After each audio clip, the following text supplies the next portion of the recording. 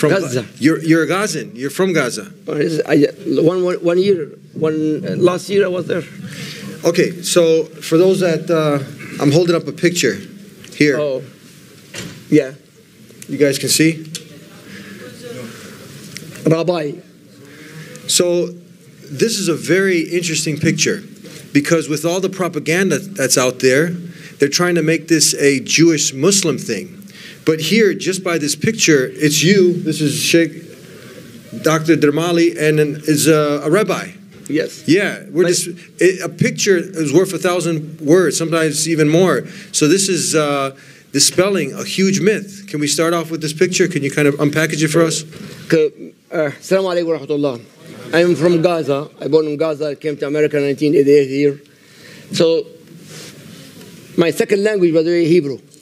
So to be born in Gaza and with the occupation, I was in the prison there. So I have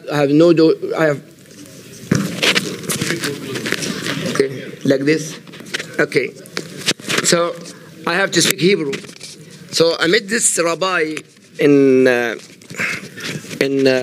conference, and they speak together Hebrew. And when I hear the conversation, I was shocked. I was really shocked. The speaker about us better than even Palestinians. Wow. Honestly. And how dare Netanyahu and so and so, and the government doing this. And not only that, this rabbi, but not one rabbi actually, like 6 rabbis in that time I met together. And when they know I speak Hebrew also, so interested. Believe it or not, they not believe in something called it Israel as a country. Israel as a prophet, that's what they believe. And also I'm an imam in South Carolina. I was in an airplane from Fort Lauderdale, Florida, to South Carolina, and also 2 ladies in front of me, and they speak Hebrew.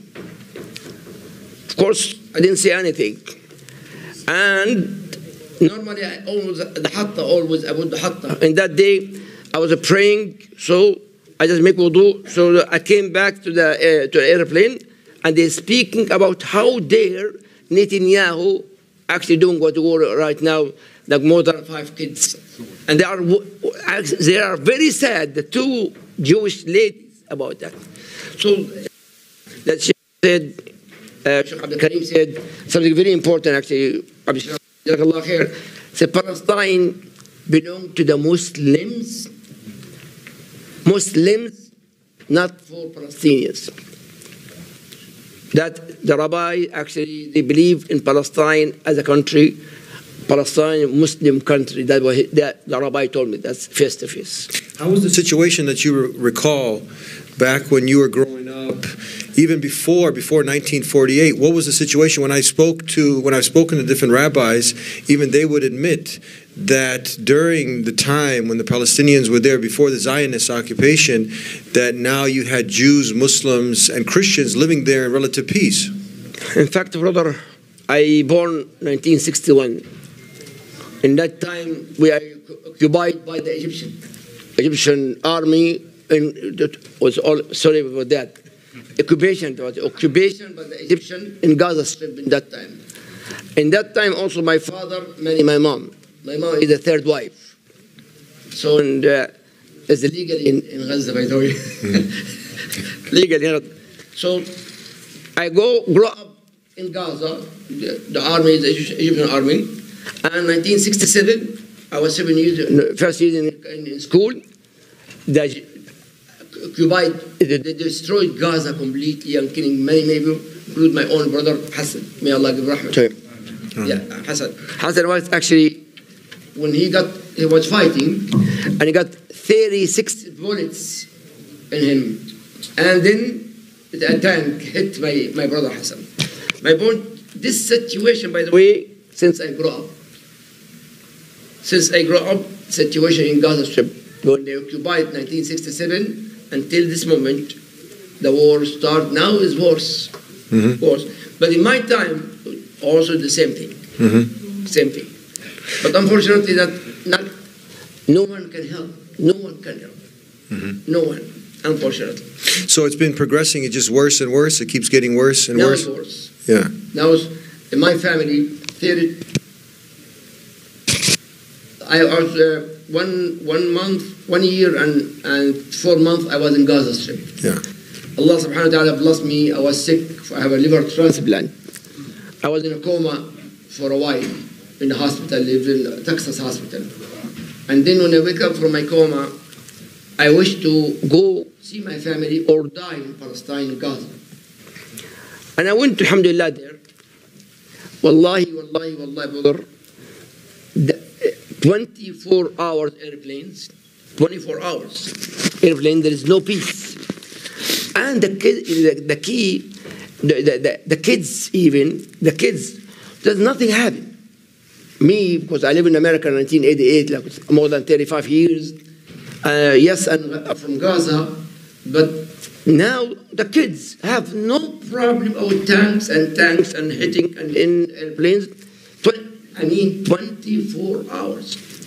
Number one. Number two, no problem with the family. Every day, 2-3 marriage, people get married, and every day people die, have nothing wrong.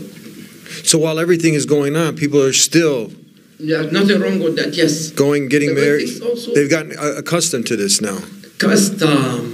Until what happened in October 7th. Mm-hmm. October 7th, actually, with Netanyahu, actually, as you see, massacres. You know, my niece, Lara, she's when I left her actually last year, like 1 month or 1 year and 4 months, she was almost 10 years. And she put hijab. Hijab is not baligha yet, it's not mature yet. And she said, Khali, inshallah Rabbil Alameen, when I come baligha, mature, I will put the hijab. And she, October 1st, we call each other, Habibti, so inshallah next year, I'm coming in the summer, just because I teach swimming. I'm a diver. You know. So I will teach you how to swim. Because she really wanted. We went to the beach together last year, and we tried to swim. She was afraid because I have to come back to America. Wallahi, brother. And then she felt, and first time I saw her, she put hijab. She said, Khali, alhamdulillah, I'm mature, I have hijab now. I said, Takbir. She's so happy, had hijab.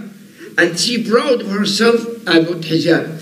And wallahi, brothers, you look at the picture, she's so beautiful. She's, mashallah, she's like an angel.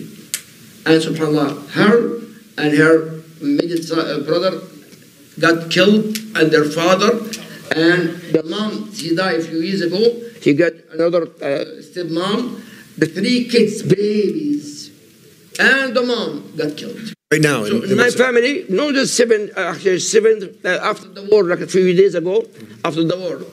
And now total my family, yesterday actually, before the ceasefire,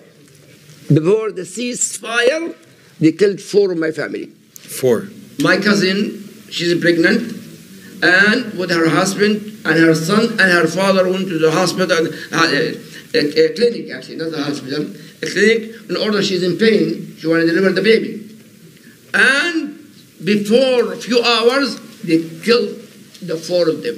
The baby, the mom, the pregnant woman, and her son, he's 6 years old, and her husband, and her father, from the Dremali family, my family. So total yesterday, 32 people in my family. By the way, it's a small number. And those people, by the way, Brother Adi, they're taking families, to control families completely. They control the family, don't know the sick day, that try to scatter the family. And they want to go to Sinai.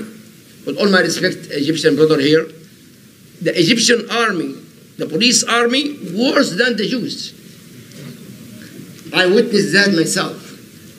I witnessed that when I am in America. I went to visit my family. I went in the airport, Cairo airport. When I say I'm going to Gaza, like few months, actually 4 months before my son Abdurrahman got married, so I went back in Norman. When I say I am going to Gaza, they hold me in the airport 3 hours. And very nasty question. Very nasty.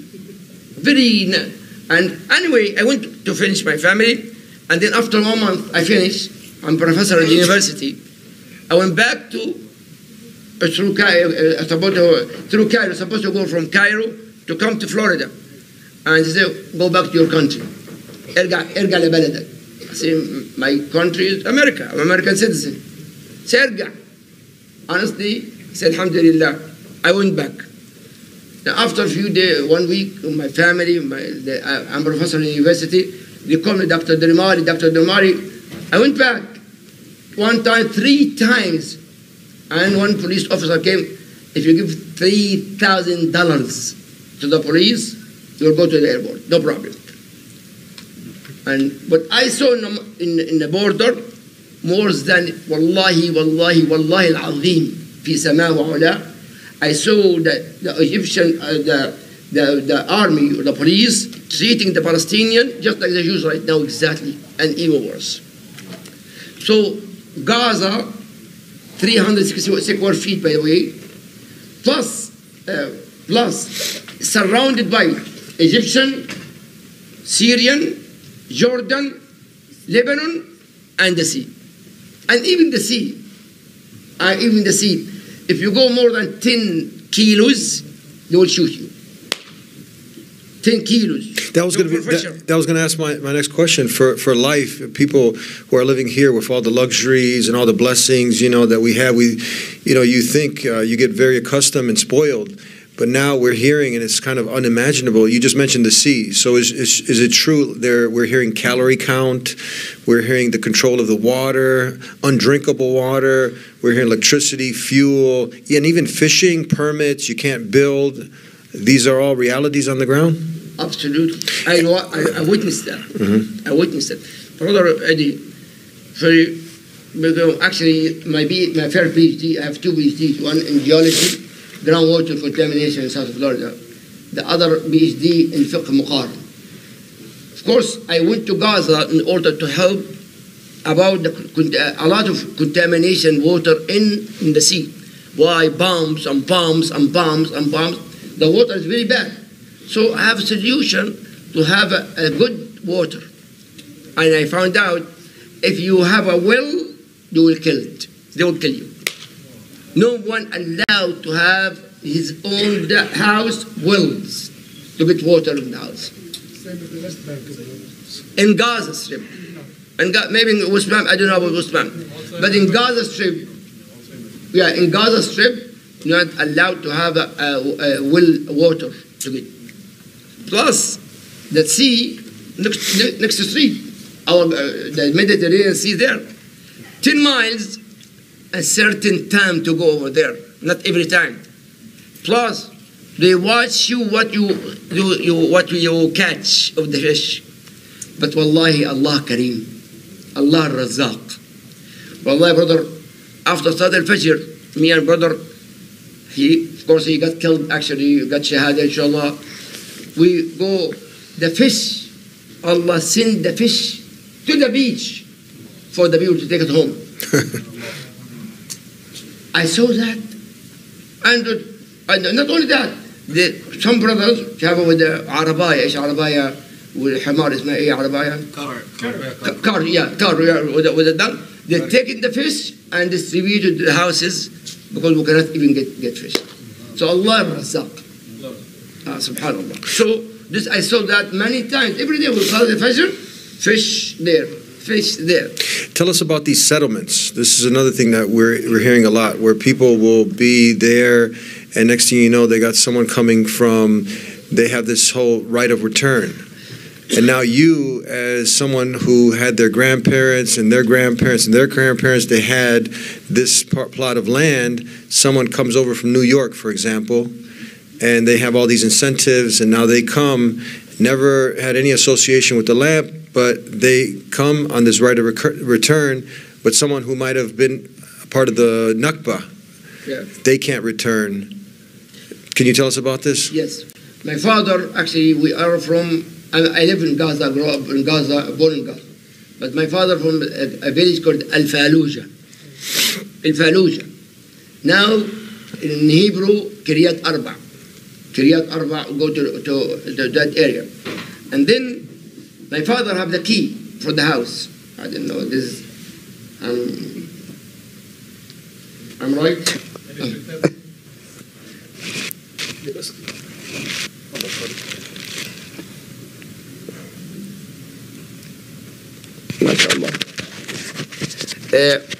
I have the key, I have the deed for the house from the Turkish actually, and I told my father after high school, I finished high school, I told my father I want to see it because my father migrated to Gaza 1948.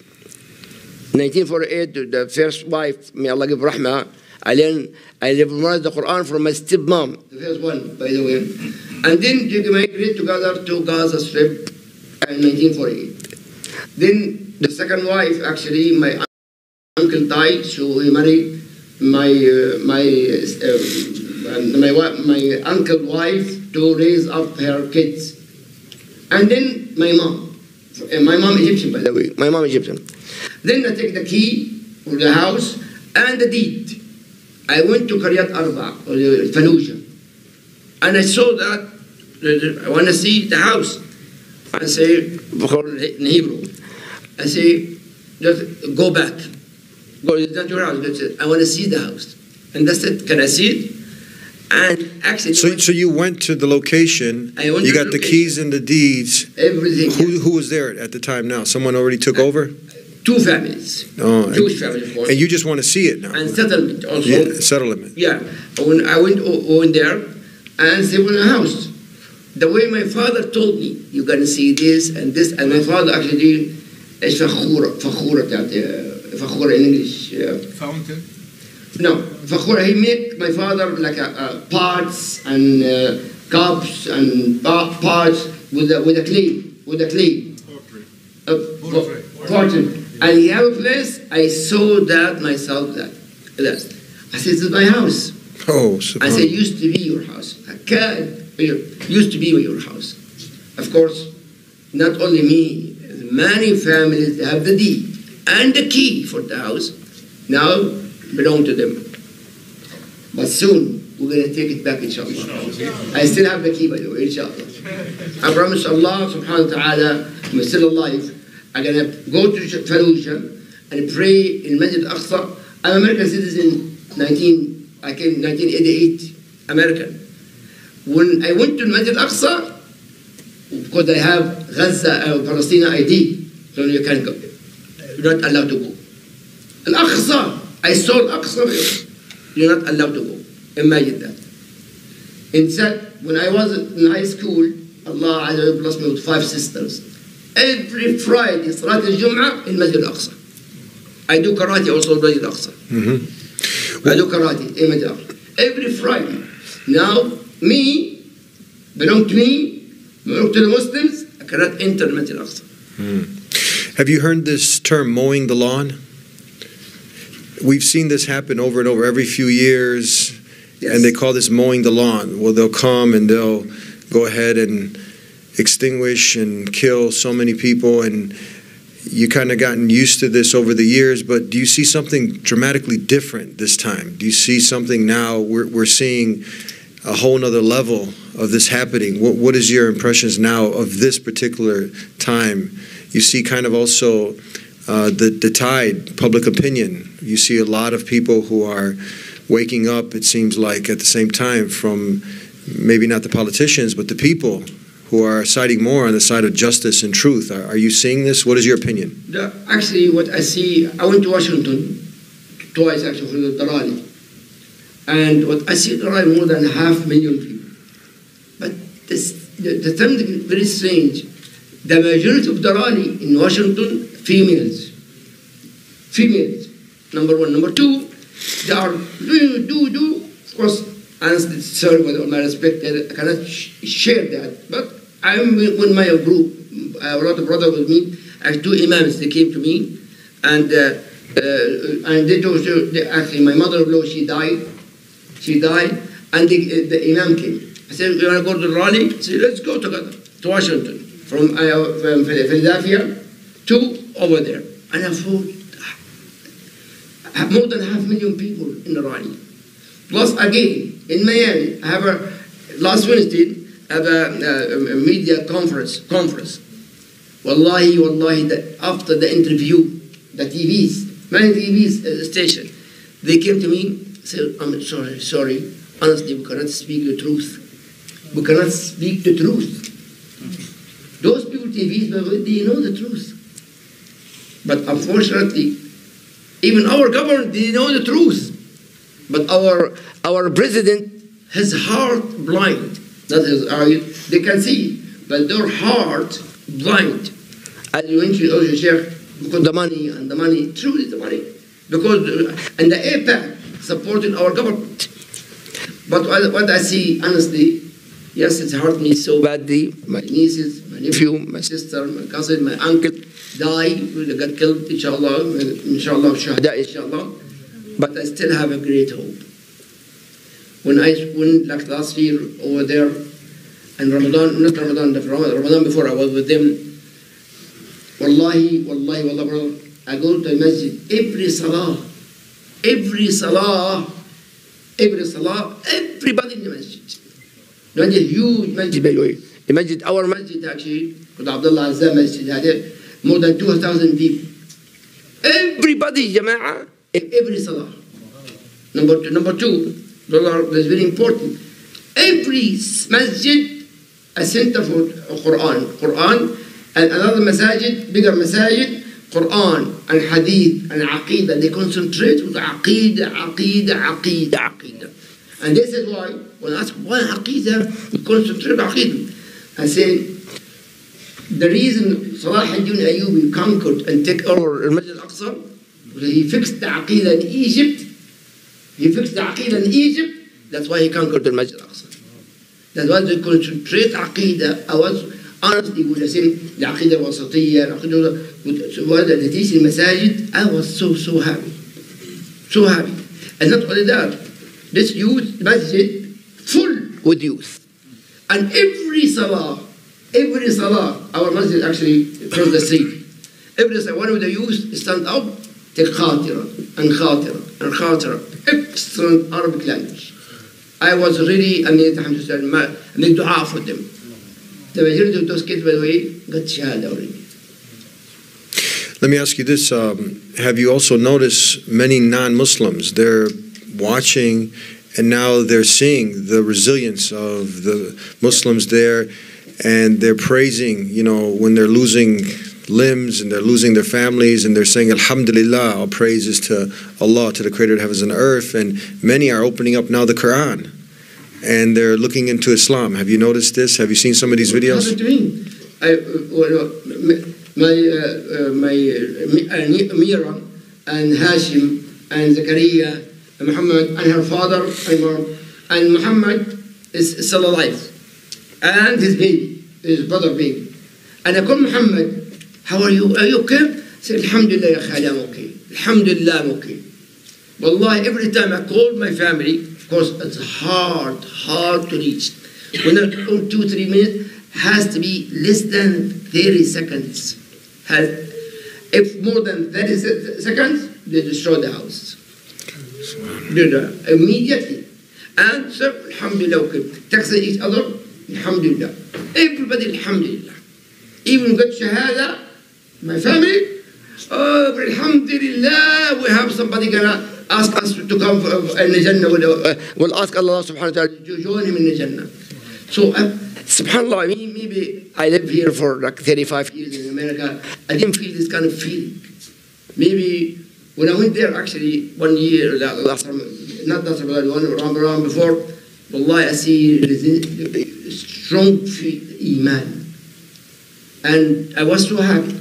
Because all of these Aqidah, Tawheed, concentrate on Aqidah, Tawheed, every masjid I go, Sheikh Addi, Jazallah khair, those people concentrate about it. I see that in Gaza, that it's unfortunately, please brother, very important, if life, do not take any fatwa in the present time from Saudi Arabia. No fatwa from Saudi Arabia. Their Aqidah, والعلم عند الله, is corrupt Aqidah. We learn from the great shuyukh, Ibn Baz, Ibn Uthaymeen, Sheikh Al-Albani, rahimahullah ta'ala, but Their aqidah, there's no aqidah there. Do not take any fatwa from those people. With one mind. But I see hope, inshallah. Yeah, that was before we conclude the hope. Let's talk about that, where many people are seeing this, and you kind of get into a state of despair, and it takes over. You know, the sadness and whatnot. How should we, and what could we do on this end? Okay, they have roles, and us as Americans, Muslim, we have another role. Us to speak. By the way, if we not speak, I have experience after September 11, they arrested me. When I was for waiting list, liver transplant, they arrested me. If we not speak right now and don't care about anything else, is only speak the truth, nothing but the truth, they will target every Muslim in the country. I number one.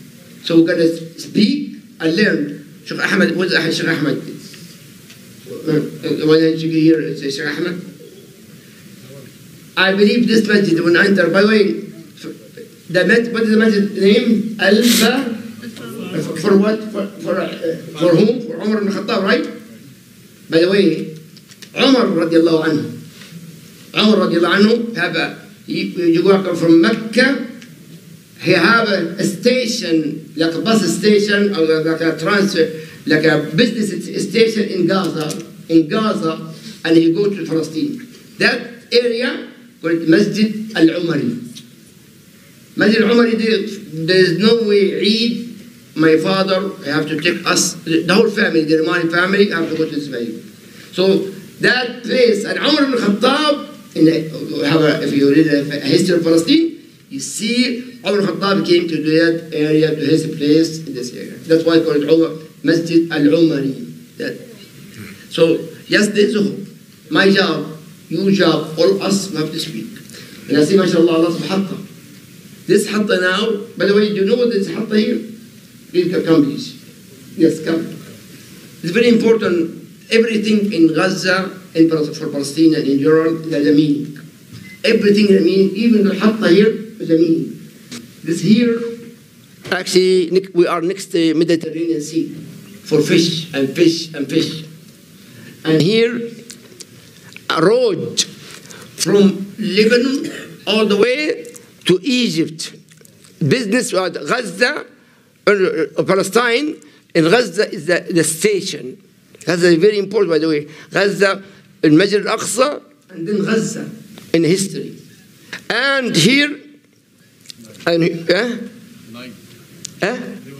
the trees, we have a lot. The best tree used to be when I came to America, by the way, the orange, and the orange come from Gaza. A lot of vegetarian. So everything in Gaza, there's a meaning. Even I would have flagged something else, but this hatta is the culture, and why become more spread. There's a reason also for that. Every Palestinian have carry it. There's a reason for that too. Sheikh, I want to thank you. Thank you for sharing some of these experiences with us, and we can take this gem away. Speak up, speak the truth, and create some awareness. Yes, be a voice for the voiceless. Yes. Jazakallah khair. Barakallah. Wa fikum. Assalamu alaikum. Assalamu alaikum.